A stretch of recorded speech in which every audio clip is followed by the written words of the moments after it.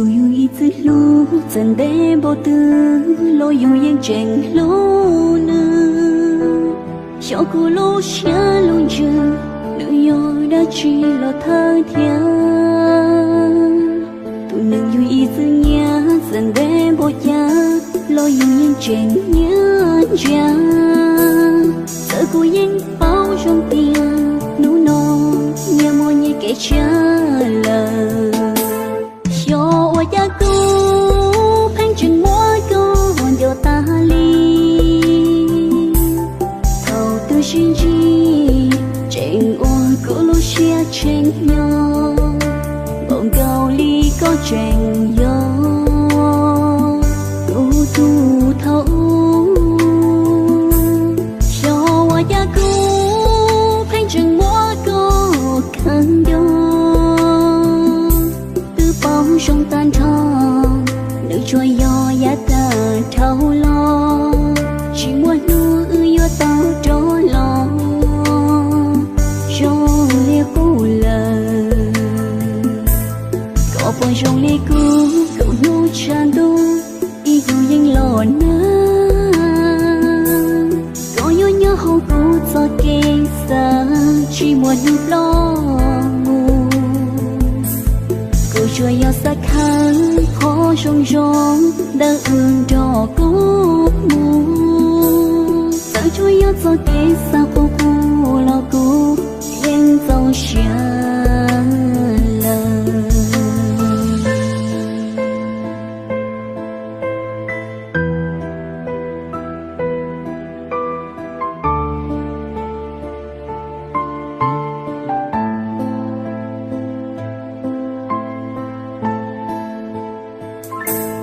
cho cha cô phanh chừng mỗi cô hồn điều ta ly thầu tư xin chi trên oan của lối xe trên nhau bỗng cao ly có chuyện gió tu tu thấu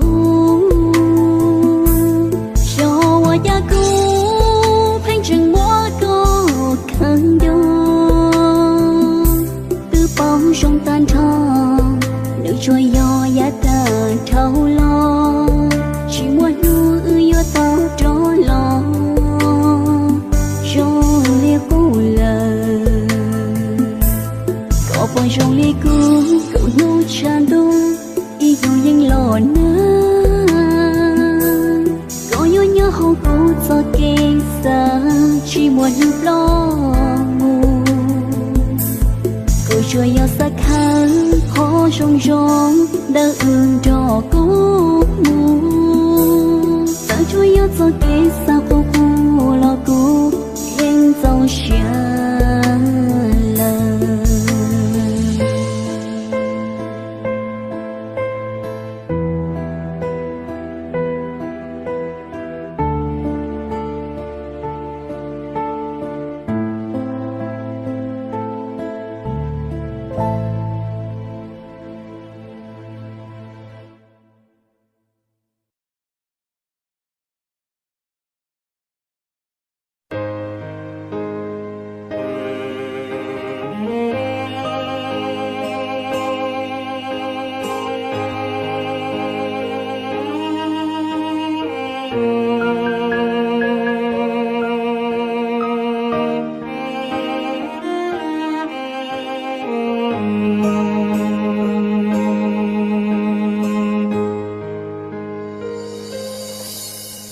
đã có Lucia yo chỉ ra dâu từ mua cụ lỡ lo có chẳng thà luồng gâu chẳng cho lý có yo ý tu nâng dâu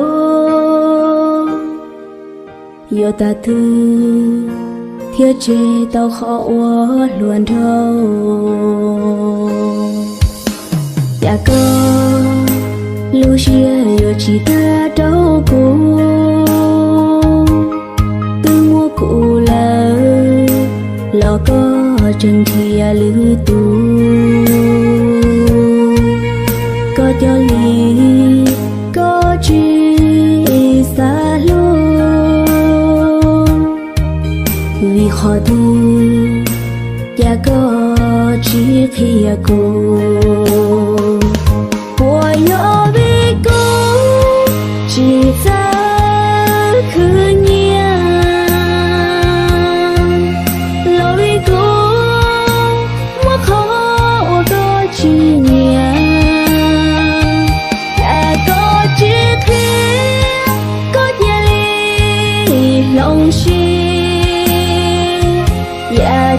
bao tia người đã chi thiên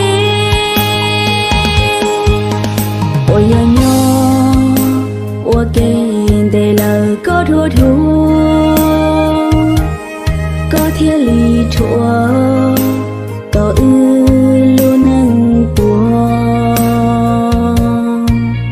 ê có thiên ua chi ua thua có cụ tu xiang ê cụ thiên lý cho có chiang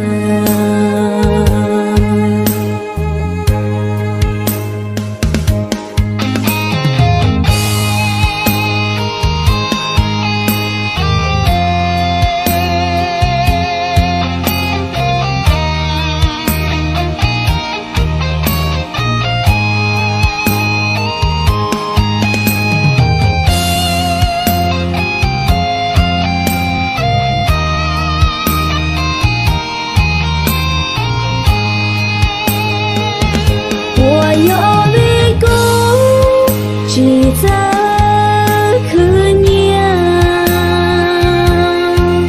lối cô mất khó có chi nhà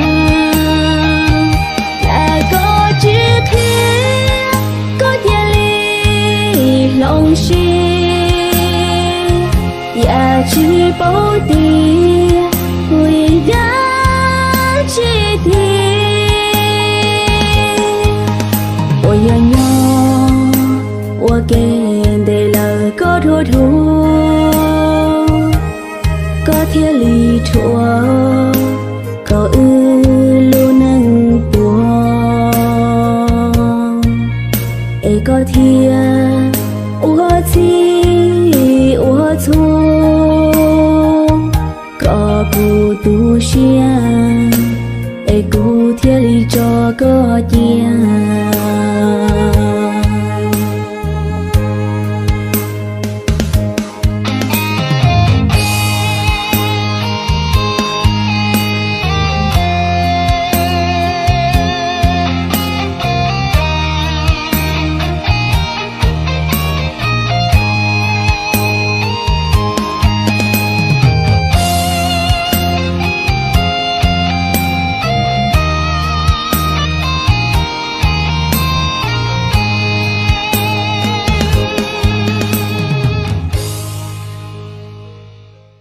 nhớ rằng trong mấy sai sẽ đờ xử lý nó chỉ bé tôi dùng bùa mũ ấy cho cái lò dê họ bé lúc giòn nó này để đoàn kết nó này ạ chỉ bé tôi thì bé mùi dùng tùm bùa nhớ trò nó này tùm bùa nhớ trò gì mát đậu nữa nó gì nó chỉ dùng mông nữa thì nó chỉ dùng mát đậu nữa ạ tôi nhớ là hủ tiệp hàng nhì nó này nó cho bé một set tùm bùa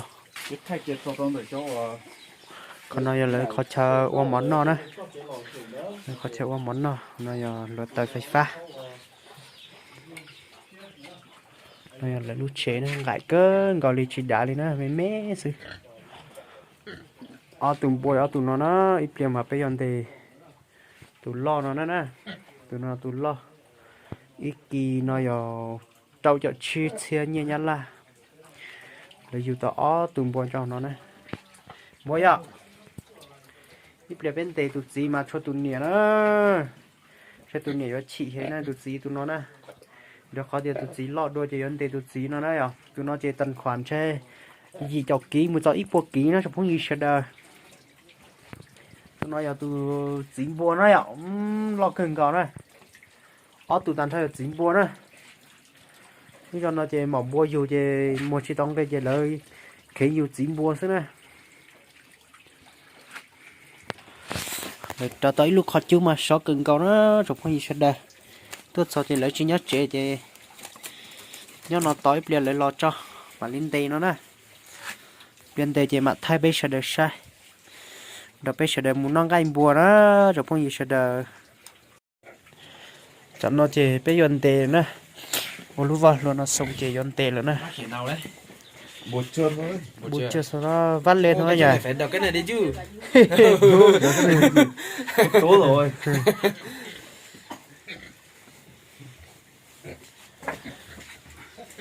cho quê vào chọc vào. Xem tí nữa chấm mua nó dùng gì tí cưng cầu đi. Mình ngoan. Ừ, ngon mà.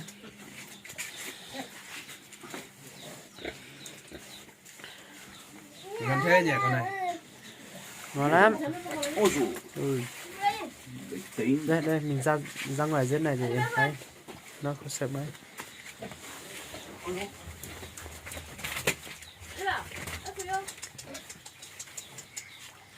Tụi mua nó dùng gì tí cơ nè. Mất kia sẽ tê thọ kia số chiếc tàu lại này à. Ra.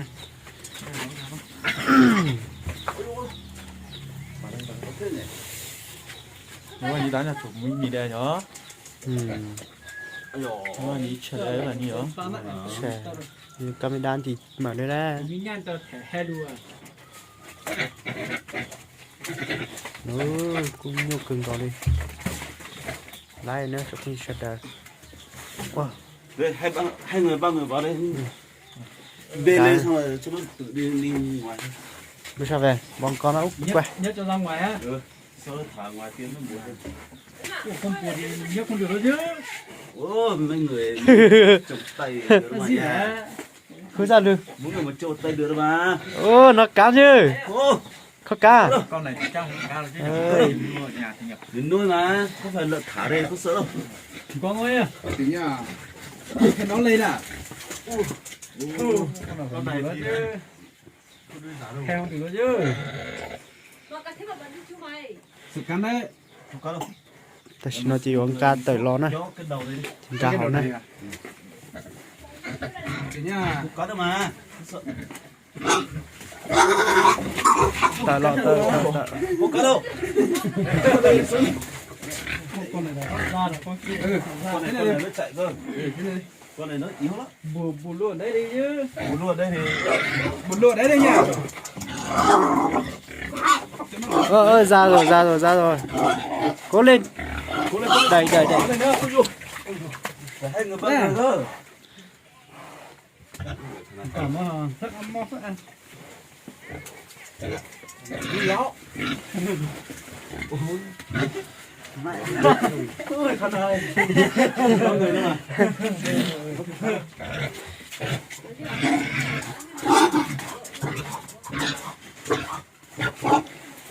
Này, lên cái chân trước đi. Là cái chân, cần cái chân. Cả hai cái tay. Lên. Đấy,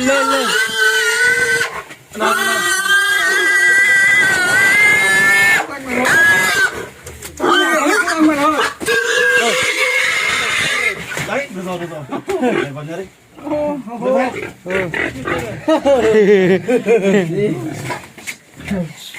vô ta đi.